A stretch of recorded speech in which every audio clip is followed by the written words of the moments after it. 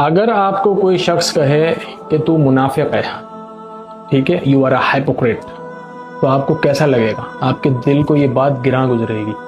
لیکن اگر یہی بات اللہ کے رسول محمد رسول اللہ صلی اللہ علیہ وسلم بولیں کہ جس بھی آدمی کے اندر یہ 4 خصلتیں موجود ہیں نا، وہ آدمی پکا منافق ہے۔ جس کو امانت دی جائے اس امانت میں خیانت کرے گا، بات کرے گا جھوٹ بولے گا، وعدہ کرے گا وعدہ خلافی کرے گا، یعنی عہد کرے گا اور عہد شکنی کر دے گا۔ آخری پوائنٹ، جب جھگڑا کرے گا تو منہ سے گالی گلوچ کرے گا۔ تو یہ 4 خصلتیں اگر کسی بھی انسان کے اندر موجود ہے نا، تو اس کو رسول اللہ صلی اللہ علیہ وآلہ وسلم کیا کہتے ہیں کہ یہ آدمی منافق ہے۔ آپ اور میں اپنے گریبان میں جھانک کے دیکھیں، اگر ہمارے اندر یہ خصلتیں موجود ہیں تو ہمیں کس نے بولا ہے منافق؟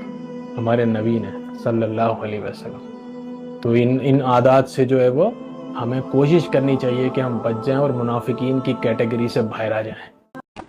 اگر آپ کو کوئی شخص کہے کہ تو منافق ہے، ٹھیک ہے، یو آر اے ہائپوکریٹ، تو آپ کو کیسا لگے گا؟ آپ کے دل کو یہ بات گراں گزرے گی۔ لیکن اگر یہی بات اللہ کے رسول محمد رسول اللہ صلی اللہ علیہ وسلم بولیں کہ جس بھی آدمی کے اندر یہ 4 خصلتیں موجود ہیں نا، وہ آدمی پکا منافق ہے۔ جس کو امانت دی جائے اس امانت میں خیانت کرے گا، بات کرے گا جھوٹ بولے گا، وعدہ کرے گا وعدہ خلافی کرے گا، یعنی عہد کرے گا اور عہد شکنی کر دے گا۔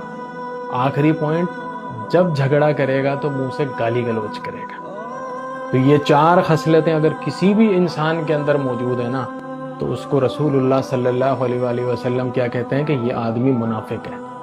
آپ اور میں اپنے گریبان میں جھانک کے دیکھیں، اگر ہمارے اندر یہ خصلتیں موجود ہیں تو ہمیں کس نے بولا ہے منافق؟ ہمارے نبی نے صلی اللہ علیہ وسلم۔ تو ان عادات سے جو ہے وہ ہمیں کوشش کرنی چاہیے کہ ہم بچ جائیں اور منافقین کی کیٹیگری سے باہر آ جائیں۔